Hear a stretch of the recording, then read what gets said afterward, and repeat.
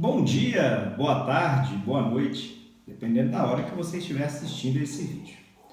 O vídeo de hoje é sobre a Revolução Russa.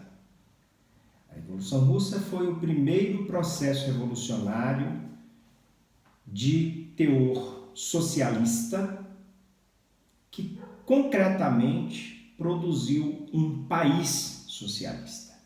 Nós temos uma outra experiência de governo socialista, que foi a Comuna de Paris, mas que durou apenas 72 dias e foi apenas na cidade de Paris. A Revolução Russa, ela torna concreto aquilo que era uma ameaça teórica ao modelo capitalista, ao sistema capitalista. Ela transforma aquele socialismo do século XIX, que era um socialismo ideal, em socialismo real. Ela traz uma ameaça concreta e não só teórica ao modelo capitalista. E vai definir os rumos de todo o século XX. No livro A Era dos Extremos, de Eric Hobsbawm, ele começa o livro pela Revolução Russa. E quando que termina o século XX para ele? Em 1991. Quando a União das Repúblicas Socialistas Soviéticas deixa de existir. Quando aquilo que a Revolução Russa produziu de efetivo deixa de existir. Tá.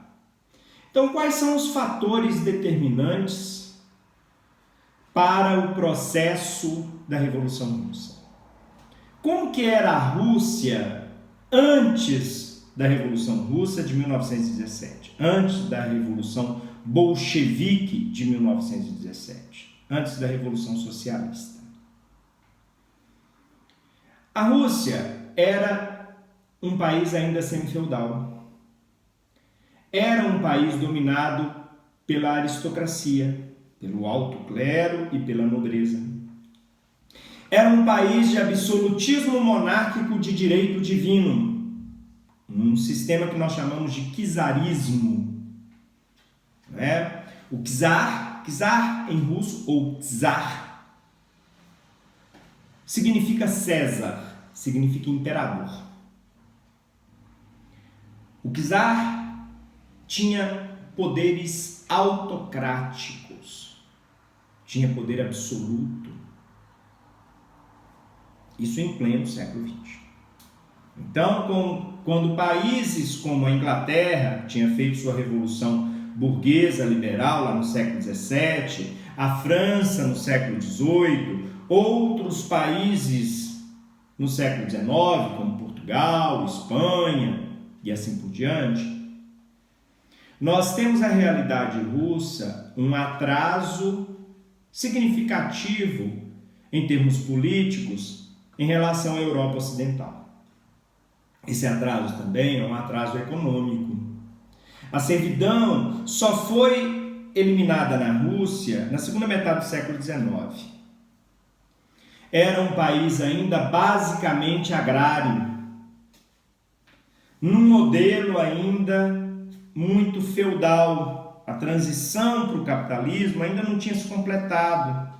A Rússia passa por um processo de industrialização, mas um processo de industrialização muito dependente de capitais franceses.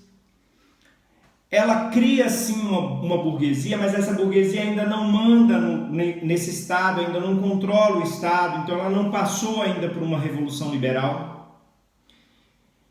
Cria-se um proletariado urbano com as mesmas demandas do proletariado europeu ocidental, mas você tem uma realidade muito perversa. A maior parte da população passa fome. Os camponeses são brutalmente explorados. As terras estão concentradas nas mãos de uma aristocracia perdulária, de uma aristocracia parasitária. Você tem um Estado policial, um Estado que reprime brutalmente a população. os grupos políticos contrários ao czarismo, críticos ao czarismo, são brutalmente perseguidos. Não há garantia de liberdades individuais, não há liberdade de expressão, não há liberdade de locomoção, não há liberdade de associação, não há a permissão, portanto, de partidos políticos. Só que mesmo assim, os grupos vão se organizar. A burguesia vai organizar o seu partido, o partido chamado Cadete, que era o partido que propunha as reformas liberais na Rússia. Propunha a Constituição, propunha a tripartição de poderes, propunha igualdade civil, propunha liberdades individuais, propunha a liberdade religiosa, o Estado laico. Só que nós também teremos a formação de um partido socialista, inicialmente com o nome de Partido Operário Social Democrata. Sabe onde que ele foi fundado? Em Londres, em 1898.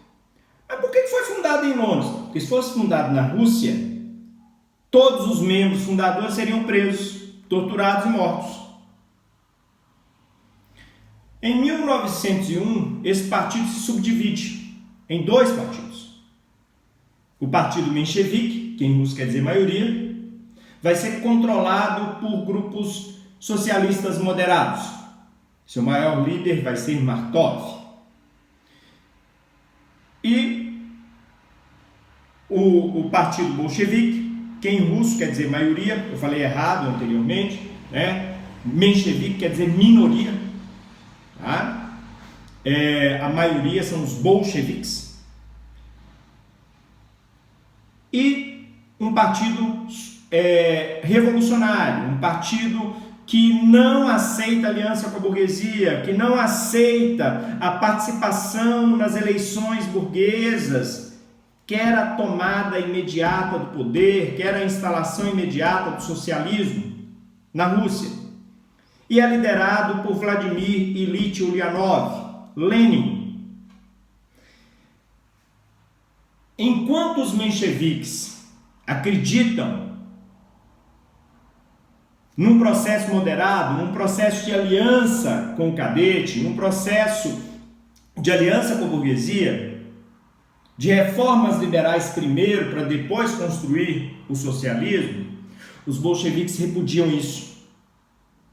Os bolcheviques acreditam que a revolução que a Rússia precisa é a revolução socialista. Muito bem. Só que esses partidos lá em 1901, eles são clandestinos e minoritários. Tanto o partido cadete, quanto o partido menchevique, quanto o partido bolchevique. O czar controla essa estrutura repressiva, autoritária, absolutista, despótica. Nós temos então uma realidade extremamente perversa para a população. A população passa fome, a população não tem acesso à terra, a população não tem liberdades individuais, ela é brutalmente perseguida. Ela é brutalmente reprimida. Aí ocorre uma situação revolucionária que o Lenin depois vai chamar de ensaio geral da revolução. Em 1905 nós temos uma situação revolucionária. A Rússia perde a guerra com o Japão, uma guerra imperialista, em que ambos estão disputando a Manchúria, uma região da China. E a Rússia é derrotada. Então você tem uma derrota humilhante da Rússia. Você tem famílias que perderam seus entes nessa guerra. A situação econômica e social da Rússia é péssima. Bom, a população então vai se organizar para reivindicar melhorias de vida. Essa manifestação, uma manifestação pacífica, uma manifestação de pessoas desarmadas, uma manifestação onde eles cantavam o hino de Deus Salve o Czar. Essa manifestação vai ser metralhada pela polícia do czar. Mulheres, crianças, homens desarmados serão metralhados. É o chamado Domingo Sangrento. A insatisfação da população vai diminuir? Não, vai aumentar ainda mais. E aí a população vai começar a se organizar. Vão surgir os primeiros sovietes. O que eram os sovietes? Eram assembleias, eram conselhos de operários, camponeses e soldados, que combinavam greves e outras articulações de protesto contra os desmandos do czarismo. Esses sovietes vão ser fundamentais para o sucesso dos bolcheviques na Revolução de 1917. Muito bem. Nesse processo, da Revolução de 1905, os marinheiros vão se revoltar, vai ser uma insurreição bem ampla. O czar vai recuar. E o czar vai permitir, então, um acordo com a parte das elites. O que ele vai permitir? Ele vai permitir a formação de uma monarquia constitucional. Ele vai dizer, eu vou dividir o poder com a Duma. O que é a Duma? A Duma é o nome do parlamento russo. Então o parlamento russo, na época do czarismo, chamava Duma. Até hoje ele chama Duma. Os parlamentos têm nomes. O nosso chama Congresso Nacional. O dele chama Duma. E por essa reforma, o czar iria dividir o poder com a Duma. Nós temos então aí uma modificação restrita, limitada, mas que acalma os ânimos. O que vai ser o estupim para o início da Revolução? O que vai estressar ainda mais essa população? A participação russa na Primeira Guerra Mundial. Nós já vimos aí que a Primeira Guerra Mundial foi extremamente desgastante para todos os países envolvidos. Mesmo quem ganhou saiu muito mais frágil, muito mais desgastado do que quando entrou. Uma guerra muito longa, uma guerra muito violenta, uma guerra de morticínio em escala industrial. A Rússia, então, passa por um processo de desgaste maior ainda. Aquilo que já era ruim ficou pior. A população, então, está pedindo agora paz, pão e terra. E começa a se revoltar. No início de 1917, o czar é forçado a abdicar. O que significa isso, abdicar? Significa renunciar. Ele foi forçado a isso. É proclamada uma república sob o comando dos mencheviques em aliança com os cadetes. Essa é a Revolução de Fevereiro de 1917. Fevereiro no calendário dos russos, março no calendário ocidental. Por que tem essa diferença? Tem essa diferença porque os russos têm religião católica ortodoxa. O calendário que utilizamos é o calendário gregoriano. Por que ele chama calendário gregoriano? Porque lá no século XVI, o Papa Gregório XIII proclamou uma reforma no calendário, criando o ano bissexto, por conta da necessidade de ajustar lá os cálculos que os astrônomos dele apresentaram. Os russos continuaram com o calendário juliano, já que eles não seguem o Papa. Não vou seguir a ordem do Papa, eles não consideram o Papa, então continuaram com o calendário juliano. Então tem essa diferença. Quando falamos dos acontecimentos de fevereiro de 17, é fevereiro no calendário dos russos, é março no nosso calendário. Dos acontecimentos de outubro de 17, é outubro no calendário dos russos, é novembro no nosso calendário. Pois bem, Essa revolução menchevique, ela é uma revolução liberal, ela não é uma revolução socialista. Vamos lembrar que os mencheviques são socialistas moderados, eles estão em aliança com a burguesia, estão em aliança com o cadete. Então eles trazem reformas liberais.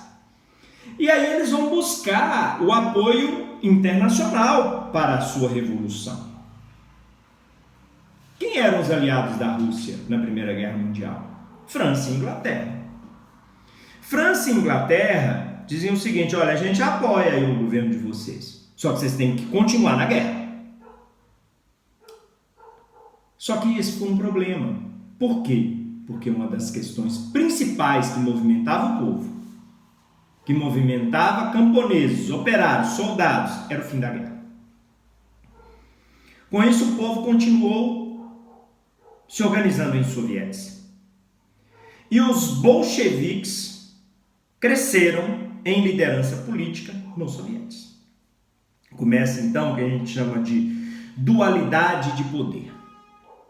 Você tem a Duma sendo controlada pelos mencheviques em aliança com o cadete e que tem o poder formal, mas o poder de fato, o poder sobre o povo, o poder, de liderança do povo está com os sovietes. Quem está controlando os sovietes? Quem está liderando os sovietes?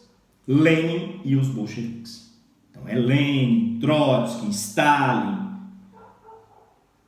Bom, quando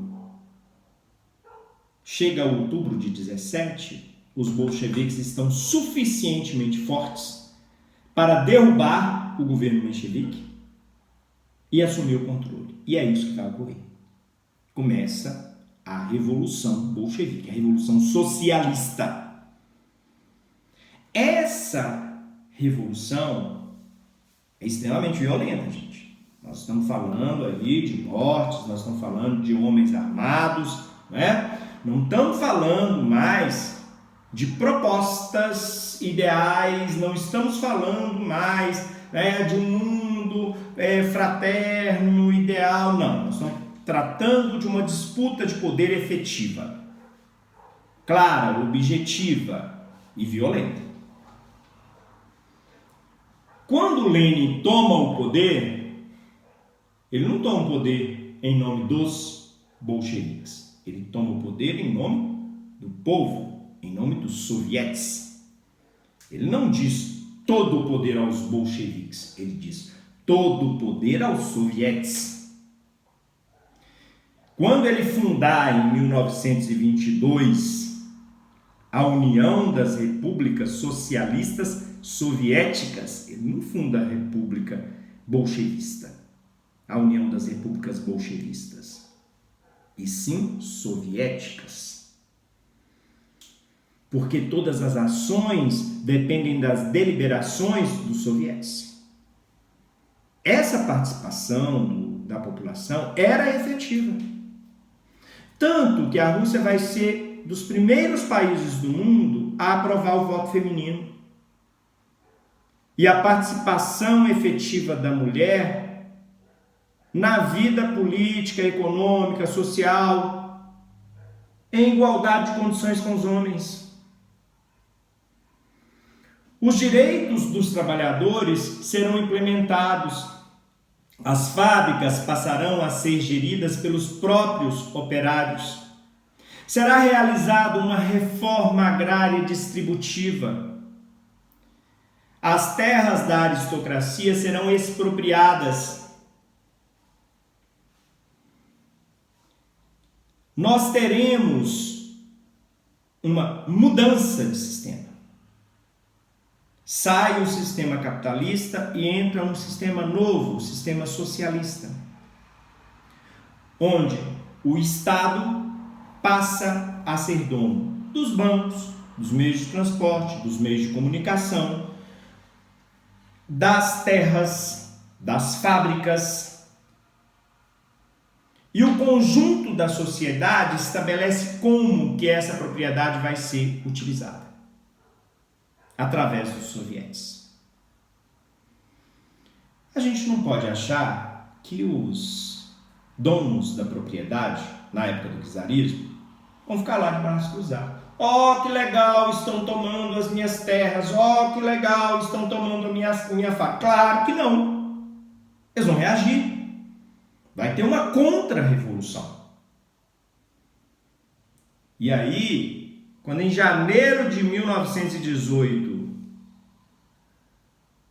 Lenin assina a paz em separado com a Alemanha e sai da guerra, no Tratado de Brest-Litovsk, você pensa assim, agora a Rússia tem paz, tem não. Agora começa uma guerra de russos contra russos.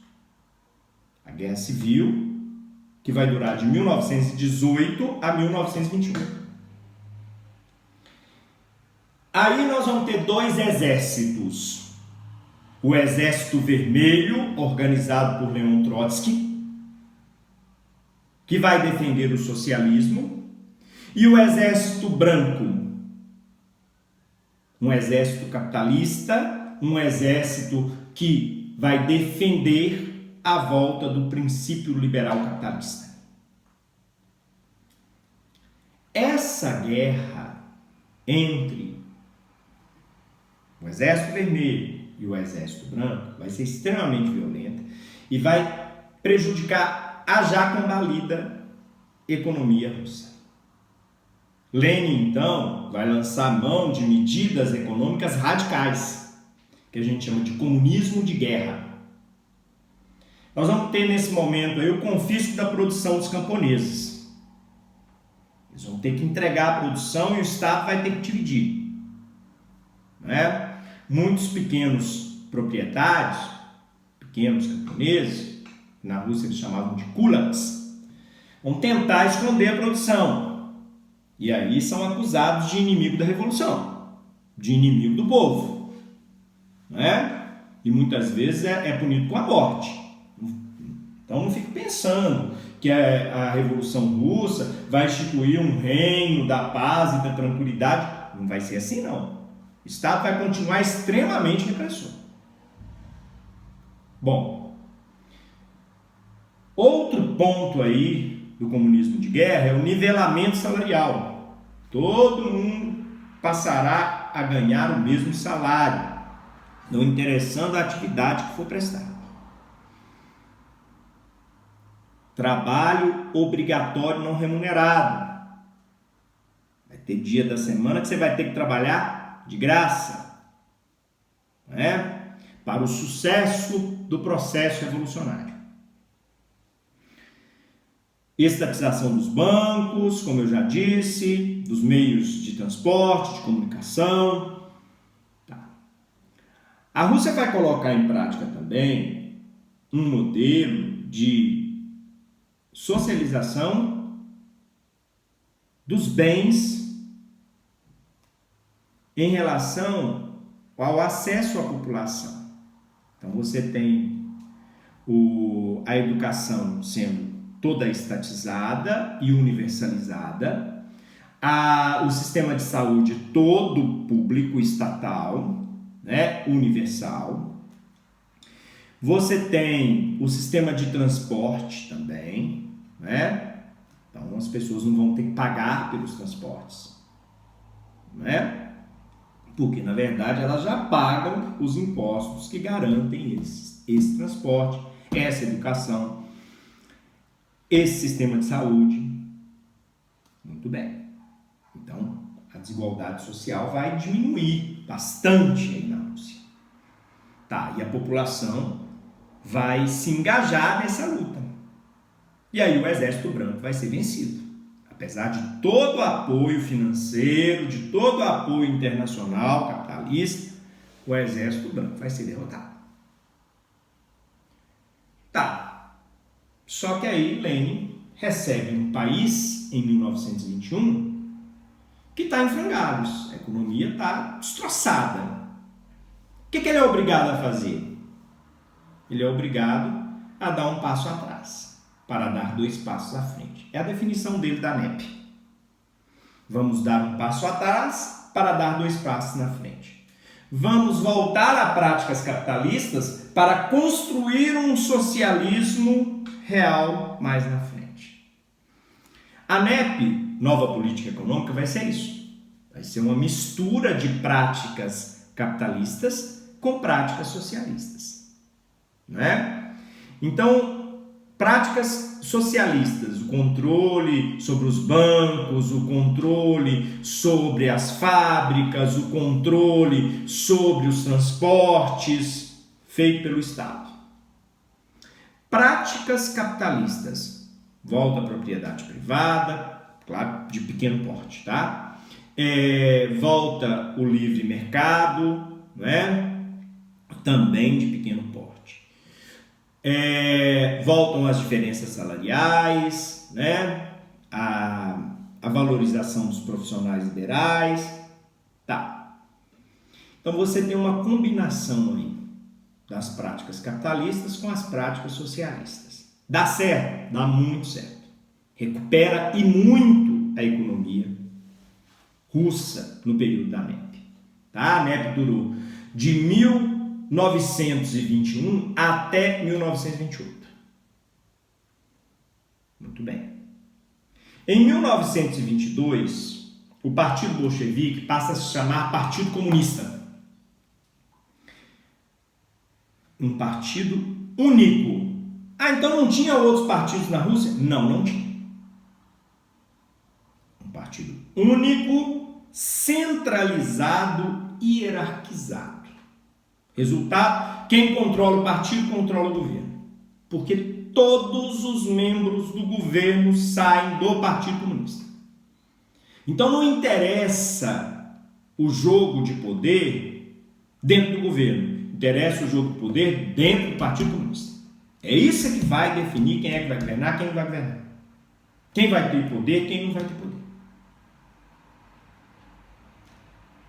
Muito bem. Outra questão é que a Rússia passa a ter a ideia de que somos uma revolução vencedora. O socialismo é real, então temos que garantir que ele chegue a várias regiões do mundo. E aí são fundados partidos comunistas em vários países, no ano de 1922. O Partido Comunista Brasileiro é fundado em 1922. Tá. Essa Revolução Russa, ela está abalando o mundo. Porque o mundo era capitalista. Agora tem um país socialista. Aquilo que o Marx falava, Marx e o Engels falavam lá em 1848, né, no Manifesto Comunista, há um espectro ronda a Europa. O que é esse espectro? Um fantasma. E que fantasma é esse? O fantasma do comunismo. Agora, esse fantasma virou uma coisa concreta. Ele não é só mais um fantasma, ele não é só mais um espectro, ele é algo concreto. Existe um país que é socialista. E isso vai fazer com que os países capitalistas se movimentem para bloquear a Rússia, né? E para combatê-la. O antigo império czarista agora vai virar Império Soviético. Só que nós vamos ter o seguinte: cada nacionalidade vai ganhar uma república. Então vai ter a República da Rússia, mas também vai ter a República do Cazaquistão, da Ucrânia, da Geórgia, da Bielorrússia. 15 repúblicas com o nome de União das Repúblicas Socialistas Soviéticas. Mas é claro que tem a liderança de Moscou, a liderança da Rússia. Quem vai governar mesmo é a Rússia. Muito bem. Só que aí existe uma liderança incontestável, que é a liderança de Vladimir Ilyich Ulyanov, Lenin. Só que Lenin vai sofrer uma série de derrames, e um desses derrames, um desses AVCs, vai matá-lo em 1924. E aí começa uma disputa de poder entre as lideranças socialistas do Partido Comunista. E aí a gente tem dois muito destacados, com teses muito distintas. Nós temos o líder do Exército Vermelho, Leon Trotsky, que defende a revolução permanente, que defende a revolução mundial, que defende que a revolução não pode parar na Rússia. Ela tem que se expandir pela Europa e por todo o globo. Do outro lado está Joseph Stalin, secretário-geral do Partido Comunista, e que defende o socialismo num só país. Defende a consolidação do socialismo na Rússia primeiro, para depois, num futuro, a sua exportação para o mundo. Esses dois vão entrar numa luta política muito grave. E aí a gente pensa, não, mas o Trotsky vai ganhar essa parada. Ele é o líder do exército, ele tem as armas. Só que o Stalin tem a caneta. Stalin controla o partido, controla a burocracia do partido. Ele é o secretário-geral do Partido Comunista. É ele que vai nomear as pessoas. É ele que vai demitir as pessoas. Então ele vai retirando os apoiadores de Trotsky e substituindo por apoiadores dele. E aí o que a gente tem em 1928? Trotsky está cercado. E aí ele é obrigado a fugir da União Soviética, porque senão seria preso, torturado, morto por Stalin. Muito bem. Stalin, então, vence. E em 1928 se torna o líder incontestável da União Soviética. E aí nós começamos a fase que nós chamamos de stalinismo, que vai de 1928 a 1953. Stalin vai passar por todos os processos aí do período entre guerras, o surgimento do nazifascismo, a crise de 1929, a Revolução Russa e o início da Guerra Fria. Vai ser uma figura fundamental aí na construção desse século XX no mundo, para o bem e para o mal. Bom, o governo de Stalin é um governo totalitário. Nós vamos ter um controle total da população. Ai de quem desafiar ou criticar as diretrizes que partem do governo stalinista. É preso, é torturado, é morto, é mandado para campos de concentração na Sibéria, chamados gulags, e é taxado como inimigo do povo, inimigo da revolução. Quando você tem o período stalinista, Stalin vai eliminando todas as lideranças que lutaram com ele lá em 1917 e que poderiam fazer frente ao seu poder. E vai trocando por políticos bem mais medíocres, que não pudessem fazer frente ao seu poder. Esse poder totalitário, ele vai estar presente em toda a sociedade. Essa é uma sociedade que incentiva a delação. As crianças são incentivadas nas escolas a delatarem seus pais. Um menino na escola denuncia o pai, que o pai falou mal do governo, que o pai criticou, que o pai está se recusando a entregar a produção para o governo. O pai vai preso e é morto. A família revoltada vai lá e mata o menino vira mártir da causa socialista. Você é incentivado a ser leal ao Estado socialista, e não à sua família. É uma mudança muito forte de paradigma. Bom, esse governo também vai mudar aquela NEP, vai desativar a NEP e criar um outro modelo de desenvolvimento econômico, a planificação econômica, os planos quinquenais. Tudo volta a ser estatizado. Os planos quinquenais vão definir que a economia vai ter um foco especial numa área a cada 5 anos. Então, no primeiros 5 anos, vamos aumentar a geração de energia. Então, vamos construir hidrelétricas, vamos aumentar a produção de petróleo, gás e assim por diante. Nos 5 anos seguintes, vamos aumentar a produção agrícola, vamos implementar as fazendas, colcoses e sovicoses, a coletivização agrária forçada. De novo, os coolies serão perseguidos e eliminados, os pequenos proprietários. Você vai ter 2 opções: ou você trabalha em fazendas estatais, os sovicoses, ou você monta cooperativas de camponeses, os colcoses.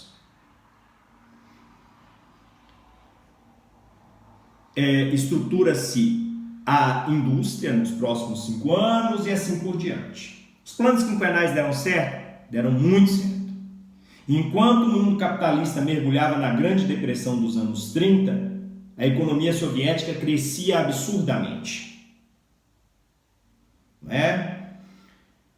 Bom, só que nós temos também, nesse período, como eu já disse, uma perseguição política muito grave, como o Grande Expurgo de 1936, onde o Stalin vai eliminar lideranças no Partido Comunista, eliminar mesmo. Ele chega a mandar matar o Trotsky, exilado lá no México, no início dos anos 40. É também um período militarista e expansionista. Stalin vai ser figura fundamental na Segunda Guerra Mundial. Vamos lembrar que é o exército soviético que entra em Berlim, que derrota Adolf Hitler, que faz o Hitler suicidar, e que ocupa Berlim, e que depois vai ter que redesenhar o mundo junto com os seus aliados capitalistas, e aí nós vamos ter lá o surgimento de um bloco de países socialistas no leste europeu, sob a liderança soviética, sob a liderança de Stalin. Stalin morre lá em 1953. Mais na frente, nós vamos tratar desse assunto, porque vamos tratar da Guerra Fria, tá? Mas por hoje deu para a gente entender como é que foi essa Revolução Russa, essa Revolução Socialista. Ela vai marcar o mundo, ela vai modificar o mundo. Muitas das reformas que os países capitalistas fizeram, no sentido de melhorar a questão social, de criar leis trabalhistas, de melhorar os serviços públicos, de garantir a educação pública, de garantir saúde pública, tem a ver com a ameaça socialista. A gente precisa diminuir essa desigualdade social no mundo capitalista. Senão, os nossos socialistas vão imitar os socialistas russos. Bom, espero que vocês tenham gostado da aula. Até a próxima e boa sorte.